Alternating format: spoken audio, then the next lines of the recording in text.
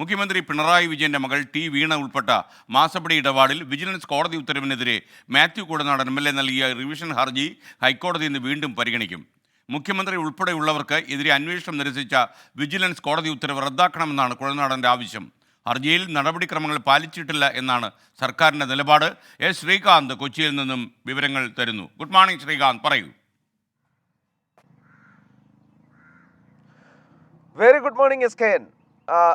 ഇന്ന് ഹൈക്കോടതിയിൽ ഏറ്റവും പ്രധാനപ്പെട്ട കേസുകളിൽ ഒന്ന് ഈ CMRL എക്സാലോജിക് ഇടപാടുമായി ബന്ധപ്പെട്ട കേസാണ്. കാരണം ഈ തെരഞ്ഞെടുപ്പ് സമയത്ത് ആ കേസിൽ അധികം മുന്നോട്ട് പോവുകയുണ്ടായിരുന്നില്ല. പക്ഷേ ഇപ്പോൾ വീണ്ടും ആ കേസ് പൊങ്ങി വരികയാണ്. മാത്യു കുഴൽനാടൻ നേരത്തെ സമർപ്പിച്ച ഹർജി അതിന്ന് ഹൈക്കോടതി വീണ്ടും പരിഗണനയ്ക്കെടുക്കുന്നു. അതായത് ഈ വിജിലൻസ് കോടതി നേരത്തെ മാത്യു കുഴൽനാടൻ നൽകിയ ആ ഒരു ഹർജി തള്ളിയതാണ്.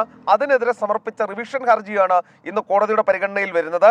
മുഖ്യമന്ത്രി ഉൾപ്പെടെയുള്ളവർക്കെതിരെ, അതായത് മുഖ്യമന്ത്രി പിണറായി വിജയൻ, മുഖ്യമന്ത്രിയുടെ മകൾ ഉൾപ്പെടെയുള്ള ആളുകൾക്കെതിരെ അന്വേഷണം ആവശ്യപ്പെട്ട് വിജിലൻസ് കോടതിയിൽ സമർപ്പിച്ച ആ ഹർജി നിരസിച്ചതിനെതിരെ നടപടി ഉണ്ടാകണം എന്നുള്ളതാണ് മാത്യു കുഴൽനാടൻ്റെ പ്രധാനപ്പെട്ട ആവശ്യം.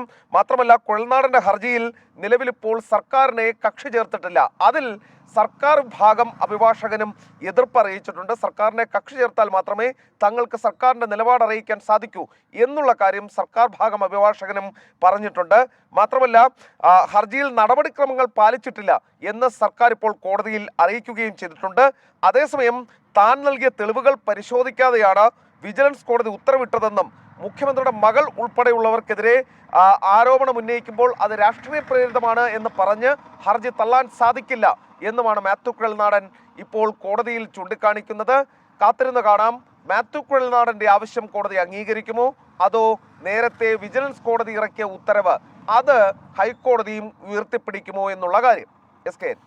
Okay, thank you Sreekanth. Communist പ്രസ്ഥാനത്തിന് കേരളത്തിൽ വേരുകൾ നൽകിയ ആളുകൾക്കൊക്കെ ഉണ്ടായിരുന്ന ഏറ്റവും വലിയ ഗുണമെന്തായിരുന്നു എന്ന് ചോദിച്ചാൽ, പാർട്ടിക്കുള്ളിൽ എന്ത് കാര്യവും വെട്ടിത്തുറന്ന് പറയാൻ അവർ ധൈര്യം കാണിച്ചിരുന്നു.